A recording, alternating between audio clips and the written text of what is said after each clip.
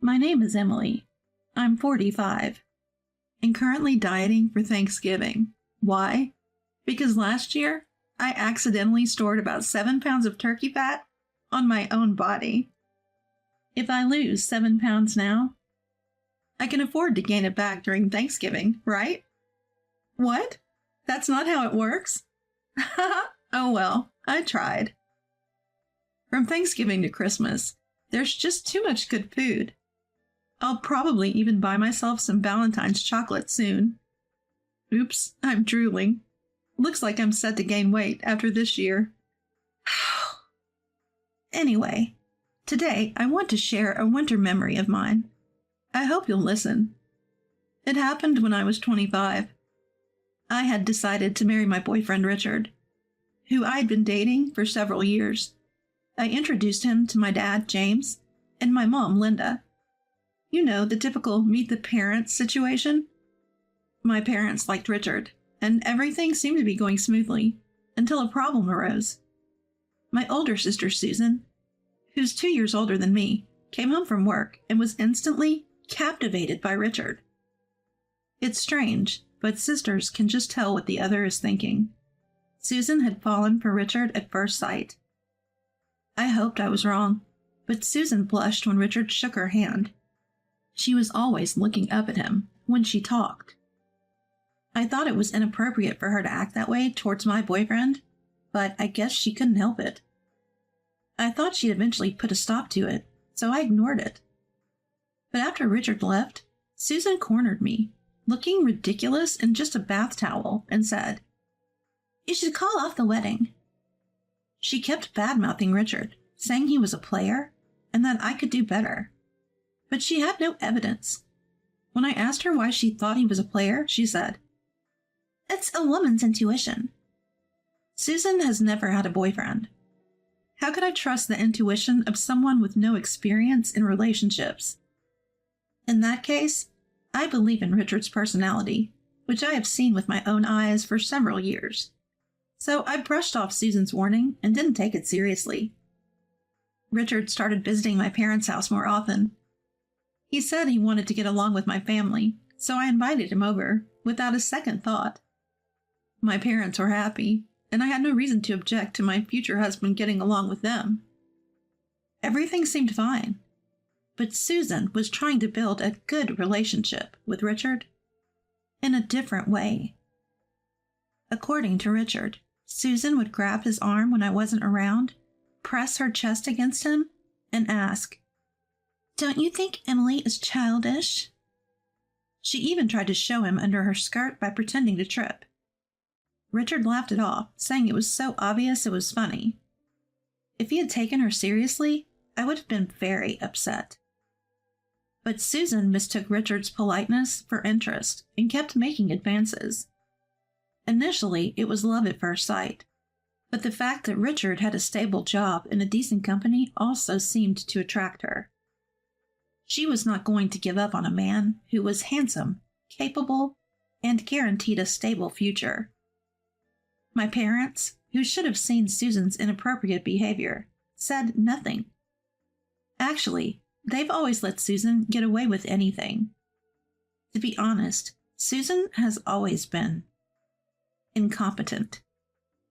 If you ask her to heat up some food, she'll melt a non-microwave safe plastic plate in the microwave. She's bad at studying and sports, especially swimming. She always found excuses to skip swimming classes, like injuring her foot or having a skin rash. She's bad at studying, sports, and even household chores. To be honest, Susan isn't exactly a beauty. But my parents doted on her just because she's the eldest daughter, and instructed me to secretly support her. Yes, secretly. I shouldn't outshine her. I should make her look good. It's unfair, considering we're sisters. Well, maybe my parents felt that Susan was a poor child who can't do anything, and that's why they wanted to protect her. Ironically, I was good at almost everything. I could quickly learn and master new skills. Maybe that made me less endearing to adults. So I even managed to complete the Make Susan Look Good mission effortlessly, There was a time when I pretended to be incompetent outside the house. But after I got through puberty, I started to rebel against my parents, thinking, if I keep this up, I'll fail my exams. If I had continued to listen to my parents, I might have actually become a child who can't do anything. This rebellion made Susan somewhat resentful of me. But we were never on bad terms. We talked normally, and I even gave her advice sometimes. Despite the imbalance of my parents' affection and Susan's hostility, we were still a pretty normal family. But that balance was shattered because Richard didn't reciprocate Susan's feelings. You can't allow this marriage with Richard. The night before the wedding, Susan told our parents. Come on, Susan, you will get married soon, too, my parents said. Yes, Susan. That's not the point. I want to get married before her. She's too young. But the wedding is tomorrow. Aren't you on my side, Mom? That's not true. I was quietly listening to this disastrous conversation in the hallway. Wait for my sister, who has no romantic experience, to get married first? If I did that, I'd grow old in no time. What on earth is Susan talking about? I thought she'd calm down after venting, but then I heard my dad say, Fine, your mom and I will skip the wedding tomorrow. Will that make you happy, Susan? What? I couldn't believe my ears. My mom agreed, practically begging Susan for forgiveness. What? This was beyond doting. It was more like worship. At this point, it's not at the level of doting. But Susan sighed and said, Fine, I'll settle for that. I at least want to make sure your marriage isn't recognized by the family. She really didn't want me to marry Richard, probably because she was in love with him. I couldn't believe it. Because of Susan's unrequited love, my parents were planning to skip my wedding. So the wedding day arrived. Despite it being a sunny day, I was sleep deprived. Not because I was too excited about the wedding, but because I couldn't stop thinking about the conversation between Susan and my parents. I'll never forget the smug smile on Susan's face when my parents officially told me they wouldn't attend. At the venue, I had to tell Richard and my in-laws that my family would be absent. I'm sorry, my sister opposed this marriage, so my family won't be attending, I said. I've never felt so humiliated. Not showing up to your own daughter's wedding. Even my in-laws couldn't believe it. Upon hearing my story, my in-laws fell silent for a moment. Just when I thought the mood couldn't get any heavier on this special day, my mother-in-law Karen took my hand. Soon after, my father-in-law William placed his hand on top of ours. You do have a family here, you know. Don't forget that. Let's not make today a sad one. Come on, smile. Tears filled my eyes at Karen's gentle smile and the warmth of William's hand. Hey, Emily. I'm your husband, remember? Don't say you're missing family, Richard said, patting my head gently. Don't cry, bride. Don't cry, my in-laws and Richard hurriedly said.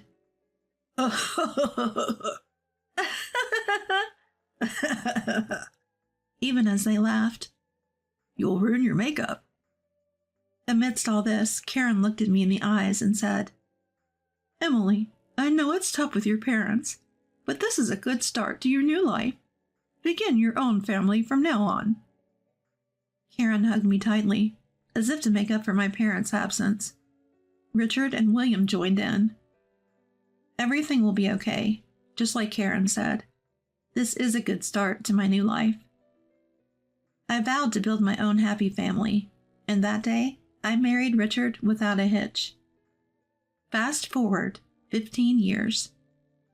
We have one daughter and 2 sons.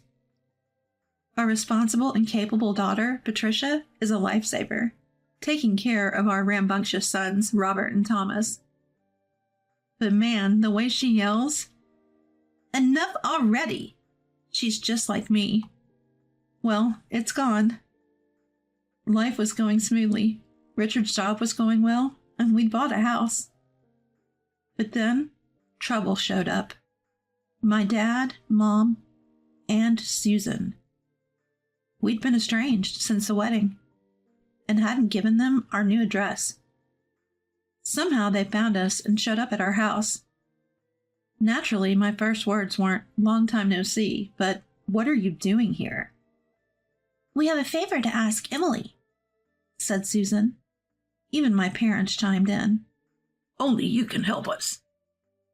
What's going on? What could they possibly want after 15 years? As I hesitated, not sure if I wanted to hear more, Mom blurted out, "Give Richard to Susan." What? Even Richard, who had come to see what was going on, was stunned. Wait, what? How did we get to give Richard to Susan? I asked, my voice tinged with disbelief. Both Dad and Mom looked uncomfortable, while Susan seemed oddly smug. "Susan is still single. She's turning 42 this year." So what? I was even more confused by Dad's words, and so was Richard. "Actually, Susan recently lost her job because her company went bankrupt." "Oh, that's tough." "I think you can understand why we're worried about Susan's future. She's your sister, after all."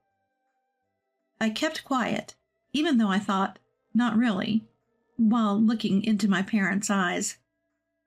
What are they going to say next? I was more curious than annoyed by Dad's words, so I didn't interrupt. "Susan has always had a crush on Richard, and she's still single. You've already enjoyed your married life with Richard, right? Please let your sister have him for the rest of her life." What? I looked at Richard, who seemed as stunned as I was, as if his soul had left his body. Ignoring our reactions, my parents pleaded, and Susan remained smug. From her demeanor, it seemed Susan was certain she'd get Richard. Well, our parents always gave her what she wanted. So maybe she's just delusional, but this is too much. As I was pondering this, Richard tugged at me. "It seems that the soul has returned." "Hey, isn't this an opportunity?" "You mean that?" "Yeah, this is exactly like that joke you made when you were drunk." "Should we go for it?" We quickly turned back to face Susan and our parents. "Do you really like Richard that much?" Caught off guard by my question, Susan stammered. Yes. I've always loved him. Really, really loved him." Wow, that's some strong emotion. You've loved him for 15 years, even though he's someone else's husband? "Yes, it's been hard, thinking of you two together. We were doing so well." Trying to keep a straight face was hard, given Susan's confident tone, but Richard and I managed. "You win, if you feel that strongly. I'll step aside." My parents were the ones surprised by my words. "Really? But you love Richard too," Mom exclaimed. "Well, the truth is, I've always been in love with Susan," Richard chimed in. Susan's face turned bright red. "I knew it! I knew you loved me! You never minded when I touched you. And the way you looked at me was so loving. We're finally going to be together." I had to hold back my laughter. Hey, Richard pretending to look down and wipe away tears isn't hiding the fact that you're shaking with laughter. Hold it in. "Let's spend the rest of our lives together, Richard." She must have whispered those words to her imaginary Richard countless times over the past 15 years. "I'm happy, Susan. Support me from now on." Richard smiled. "Of course." "Great. I'll quit my job then." "What?" Susan's flushed cheeks suddenly paled. "I want to be with you every second, so I'll quit my job and stay by your side." "What?" "I won't even go outside. I'd love it if you could accompany me to the bathroom. I'll watch you do housework all day." As Richard spoke with a grin, Susan froze, then began to panic. My parents also started to lose their composure. "Wait, I'm not working either, so that's going to be a problem." "Why would it be a problem? We'll be together, so what's there to fear? Even if we don't have money, we'll be happy, right?" No, but we have monthly bills like insurance to pay. This isn't some fairy tale. So, you can't love me if we don't have money? That's not what I'm saying. Susan's eyes clearly dart around. I quickly said, Well, Richard, when we divorce, make sure you pay me a hefty settlement, okay? Don't worry, Susan and your parents will cover it. Richard smiled. My parents turned pale and exchanged glances. Actually, Susan, taking your sister's husband is just wrong. Yeah, Susan, that's crossing a line. The desperation they had shown earlier had vanished. My parents quickly changed their tune. What? You promised I'd get Richard. You're not acting like parents. Well, Susan, this is a different matter. Shut up! Whose side are you on? Susan became hysterical, pulling Mom's hair while Dad tried to intervene. What a sad scene. Richard and I watched for a moment before he finally spoke. Excuse me for being blunt. Susan and our parents all look at Richard. But I'm not attracted to Susan at all. I've been polite because she's Emily's sister, but I really don't like women who make advances on me. It's a turnoff, completely. And the assumption that I like Susan is also a bit. I can't deal with women who jump to conclusions. Susan and my parents were speechless. So what was that all about, Richard? Could you not call someone else's husband by his first name? Richard doesn't like Susan. We're happily married with kids. I said, restraining Susan, who approached my husband with a pale face. You tricked me! Why would you think a man you haven't heard from in 15 years would be interested in you? Are you that naive? Susan's face turned red as she held back tears. If you were so charming, maybe, but who would want an unemployed woman living off her parents? You can't even do housework, can you? With those skills, even if you got married, you'd be dumped. I hit her with the hard truth, and Richard laughed in the background. Apparently, I struck a nerve. Susan couldn't stop crying. My parents tried to comfort her, but looked troubled. So, that's that. We're not giving up Richard. Give it up, Susan. Susan broke down in tears. That's what's embarrassing about her. No growth at all. Don't contact us again. We're cutting ties. And don't expect any help from us if you're unemployed. With that, I closed the front door. When our kids asked, What happened? I said, Seems like a wild animal was making noises, probably looking for food. Robert wanted to go see, but I stopped him. We could still hear Susan's wailing from outside. 5 years later, Susan is still single. She managed to find a job but got fired for making advances on younger coworkers and married men. She's been banned from dating events for her reckless behavior. I'm pretty sure she'll stay single for the rest of her life. No doubt about it. Even my parents, who are retired, are working part-time jobs to save money for her. They probably realize they can't rely on Susan for their future care. Well, they've spoiled Susan so much, they might as well work themselves to the bone to make her realize the consequences. As for me, thanks to my hard-working husband and well-behaved kids, I don't have to worry about tuition or work. I mostly take care of the house and enjoy my days. Well, maybe if I had a job, I could offset the holiday overeating. Or maybe not. My teenage daughter, Patricia, keeps saying she wants to diet, even though she's perfectly slim.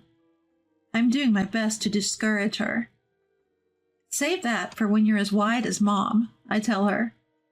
My sons, Robert and Thomas, have taken up dancing, and even performed at a local event recently. They've won some awards, and are determined to make it big, like the Jabberwockies. My in-laws visit us regularly, and often join us for meals. I say in-laws here, but honestly, I consider them my real mom and dad.